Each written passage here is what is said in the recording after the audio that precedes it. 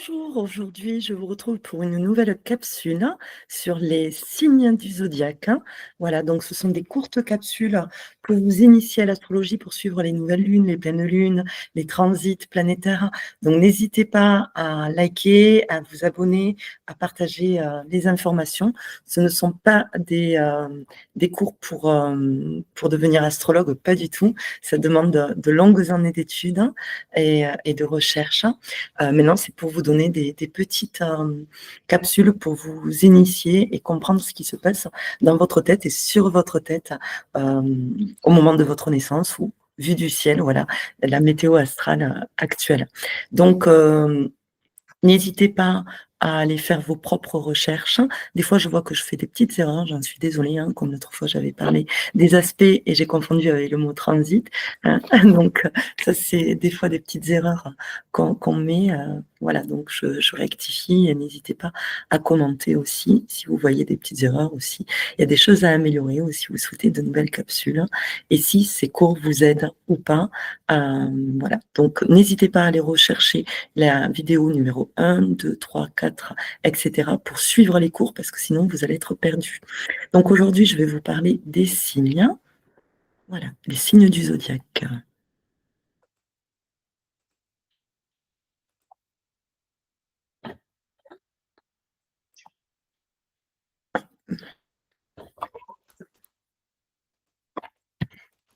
Voilà, donc je fais un petit récap rapide. Ici, nous avons les aspects. Il faut aller voir le cours, je crois, numéro 3. Pour ça, pour un petit peu regarder qu'est-ce qui est décortiquer un thème. Ici, vous avez le zodiaque. Ici, vous avez les maisons. On en parlera dans le prochain cours. Et ici, vous avez les planètes et les luminaires. Voilà. Donc tout ça, vous le retrouvez dans le cours numéro 3, il me semble, pour les débutants.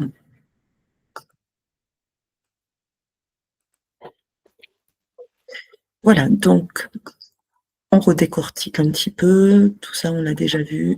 Donc les maisons, ce sont les domaines de vie et on y viendra plus tard. C'est qui suis-je, comment je gagne mon argent, comment je vis avec mes enfants, ma famille, d'où je viens, etc. Ma carrière professionnelle, mes partenariats, le couple, etc. Tous les domaines de vie, la santé, le quotidien, voilà, parce qu'on peut faire aussi des thèmes spécialisés comme des bilans de compétences, pour savoir les professions et les voies qu'on doit prendre, les chemins de vie, le karma, etc. Vous pouvez le voir sur la capsule numéro 2. Donc, les maisons, ce sont les domaines de vie. Les planètes, c'est de quoi on parle. Et les signes, c'est dans quelle énergie je le vis. Et aujourd'hui, on va parler de ça, des signes du zodiaque.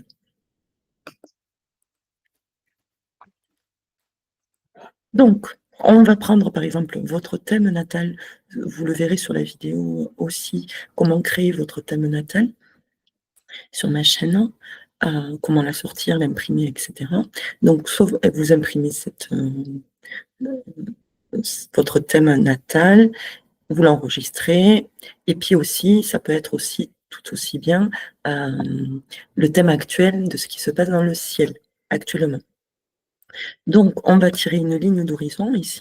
Ça s'appelle la ligne d'horizon. C'est imaginez que vous êtes sur la plage et que vous regardez l'horizon et vous avez le soleil qui se lève à l'ascendant. L'ascendant est tout aussi important que le reste du thème.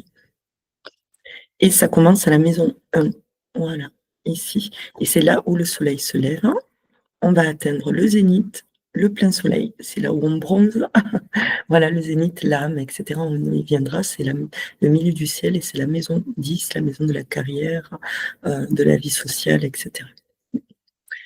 On y viendra par la suite. Donc, pour savoir si on est né le matin, le midi, le soir ou la nuit, donc à l'ascendant, c'est le soleil qui se lève, on arrive au zénith, le plein soleil, et le soleil se couche. Et ici, c'est la nuit. C'est pour ça qu'on appelle des thèmes diurnes, de jour, et des thèmes de nuit. Et on l'a vu dans une capsule aussi, que quand on a des planètes au-dessus, c'est des gens qui sont plus ouverts sur la vie sociale et la vie intérieure. Il n'y a pas mieux un de mieux que l'autre, hein. C'est juste des intériorisations. Donc là, par exemple, on voit que les planètes sont plus situées en bas. Donc c'est un thème nocturne et diurne au-dessus. Ça, c'est pas des notions que vous devez forcément retenir, mais c'est important de comprendre que l'ascendant, c'est là où le soleil se lève. Et que là, c'est le zénith, le soleil se couche, et là, c'est la nuit. Donc, suivant notre thème, à l'ascendant, est-ce qu'on est né où on est né? Là, on est né la nuit.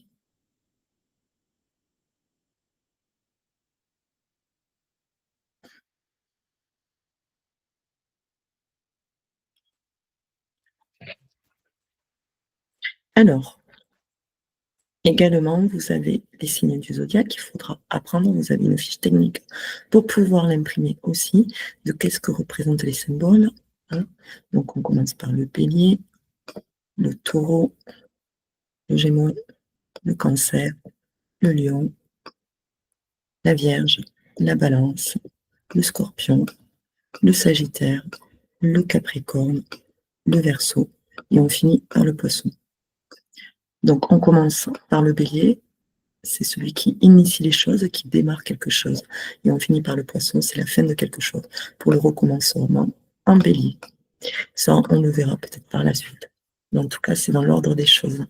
Donc, il y a des signes d'hiver, qui sont représentés par des signes d'eau, des signes de terre, qui représentent l'automne, des signes de printemps, qui représentent l'air, et des signes d'été, qui représentent l'énergie feu.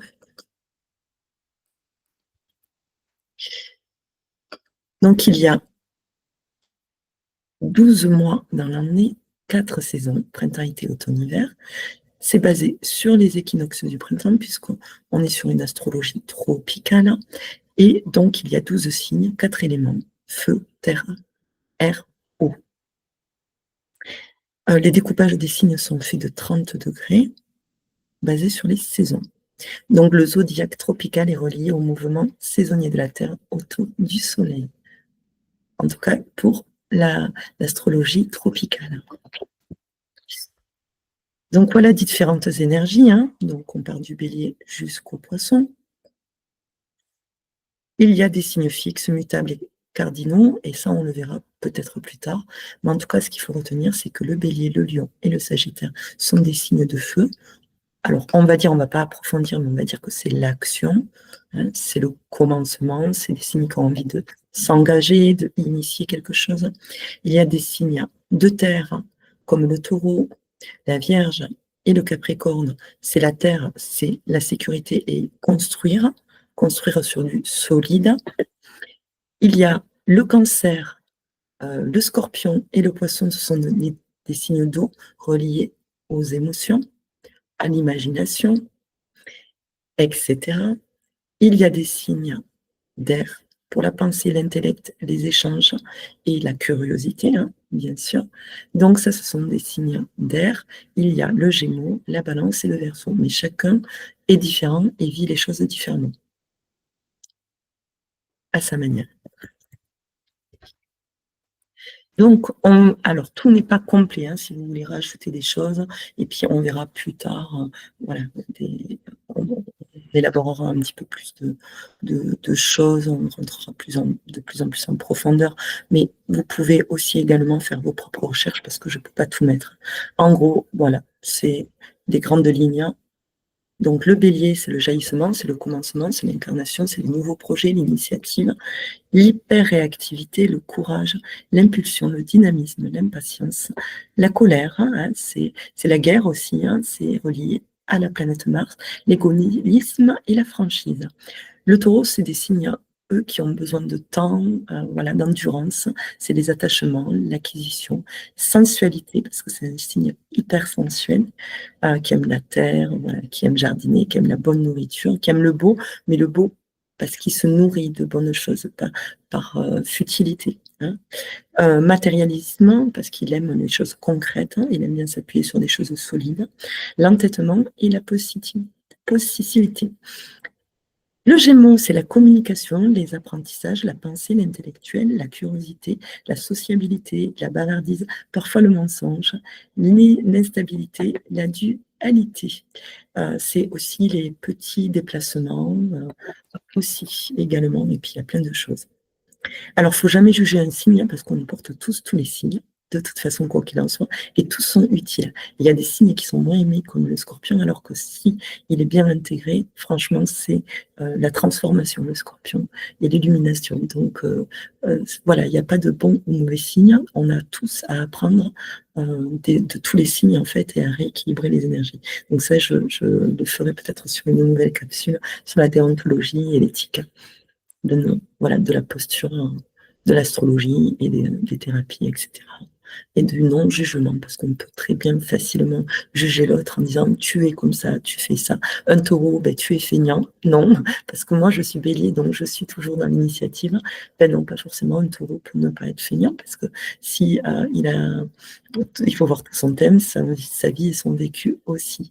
Donc attention, parce que le taureau peut très bien avoir du bélier aussi dans son thème. Et donc, voilà. Et un bélier peut être très bien réfléchi parce qu'il peut avoir dans son thème du Saturne, par exemple, etc. Donc, on reprend sur le cancer, l'intériorité, la maternité, la famille, le foyer, les racines, le ressenti, la sensibilité, l'infantile et versatile parfois.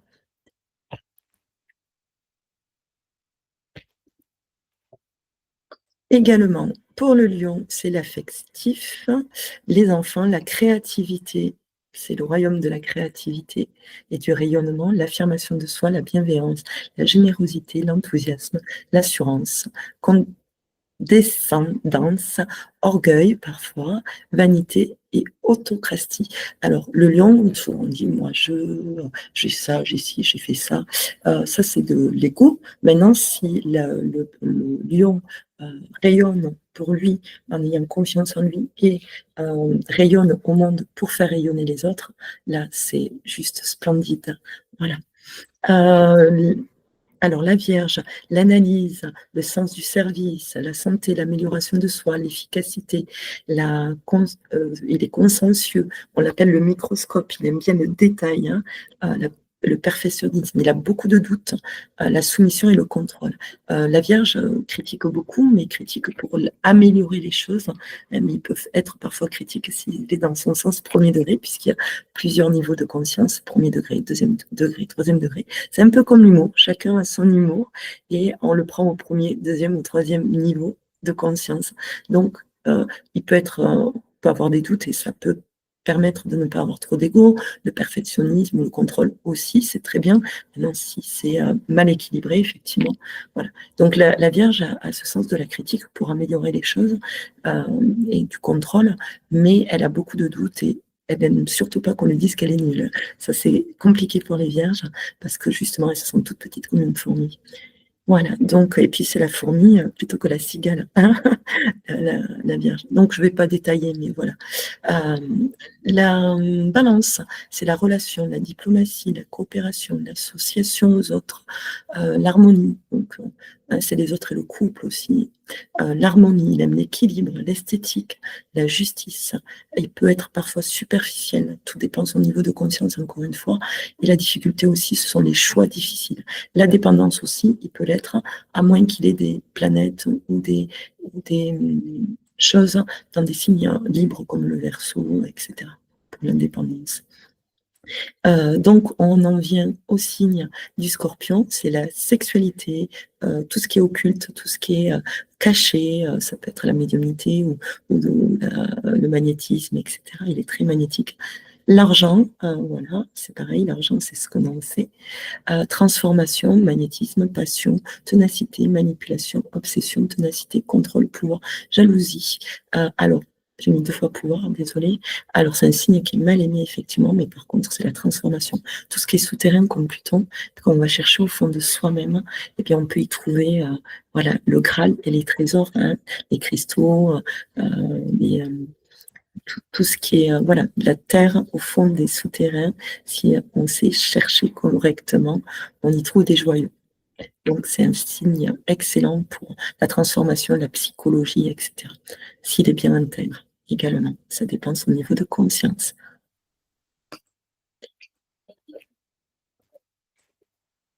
Ensuite, on va passer au signe du Sagittaire, c'est la foi, le guide spirituel sans ego, évidemment, le chercheur, le quête de trésors, hein, la recherche de soi ou les grands voyages, la grande quête lointaine, l'optimiste, la jovialité, ils sont très rigolos, ils aiment bien l'humour, le rire, apporter de la joie.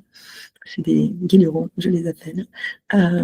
Exagération, parfois dogmatisme et fanatisme, ça peut être aussi des gourous, si voilà, s'ils ont pas, ils aiment bien qu'on pense un petit peu comme eux, parfois. Sinon, c'est voilà, toutes les valeurs du Sagittaire. Le Capricorne, c'est la structure, la sagesse, l'ambition, la solidité, la solitude, la rigueur, la patience, l'autorité, le contrôle, les limitations aussi, hein. C'est relié à la planète Saturne. Ça a une grande sagesse et je les trouve très mystiques aussi, parce que grâce à leur sagesse, hein, c'est comme s'ils avaient des grosses, grandes mémoires anciennes, voilà, de sagesse, et ils ont un mysticisme, je trouve, les Capricornes incroyables. On le voit souvent dans leurs yeux, leur profondeur d'ailleurs.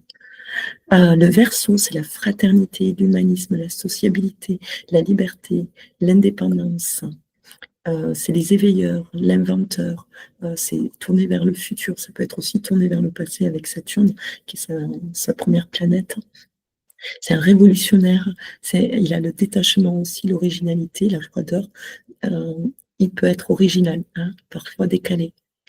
Le Poisson, c'est la reliance, la connexion, la compassion, l'imagination, l'idéalisme, les dons de soi, c'est presque le sacrifice même, hein, de soi. C'est une éponge émotionnelle, l'addiction, attention, et puis ça peut être parfois dans l'illusion. Donc trop rêveur, des fois ça peut se noyer le Poisson. Donc attention à tout ce qui est drogue, alcool, etc. Ou même imagination, et du coup il peut se faire son invention et tomber dans des illusions illusoires et être voilà. Voilà pour cette petite capsule. Donc n'hésitez pas à vous prendre des notes ou faire des petites photos.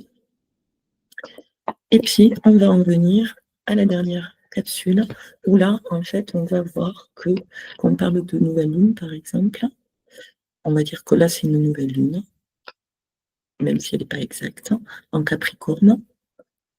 Eh bien, le signe d'en face, c'est le Cancer. Donc, on va en voir une nouvelle lune ou une pleine lune. On va regarder où ça se passe. Ça se passe en Capricorne, en maison 4. Et où ça se passe, le signe du Capricorne, il va falloir que vous regardiez où se trouve le signe du Capricorne dans votre thème. Si ça tombe dans la maison 1, 2, 3, 4, 5, là, elle tombe ici dans la maison 4, mais où ça tombe dans votre thème. Et ça, on le verra. Et c'est là qu'on va travailler, qu'on va regarder. Et ensuite, en face, on va avoir le Cancer. Dans quelle maison il tombe? Donc, on va faire comme ça des axes. Donc, qui va être concerné? Mais c'est l'axe Capricorne. Capricorne avec le Cancer. Et puis, qui va être touché également? C'est les signes de la croix fixe, la Balance et le Bélier. Le plus touché, maintenant tout le monde sera un peu concerné, mais il faudra voir où tombe la maison, on va voir plus tard, du Capricorne et par exemple du Cancer. Mais tous ces signes-là de la croix fixe vont être concernés, même vous qui êtes au Taureau, mais il faudra regarder un petit peu où il y a des planètes dans ces signes. Et à quel degré, si vous pouvez. Donc, on va travailler sur votre thème natal, par exemple, quand on va faire des analyses personnelles, ou dans les nouvelles lunes, ou ce qui se passe dans le ciel, et on va travailler souvent l'axe Bélier, Balance, la maison 1 et 7, le Taureau et le Scorpion, le Gémeaux et le Sagittaire, le Cancer et le Capricorne, le Lion et le Verseau, et le dernier axe, la Vierge et le Poisson. Donc j'espère que cette capsule vous aura aidé, n'hésitez pas à la revoir, et je vous dis à très bientôt pour la prochaine capsule sur les maisons. Je vous embrasse, à très vite.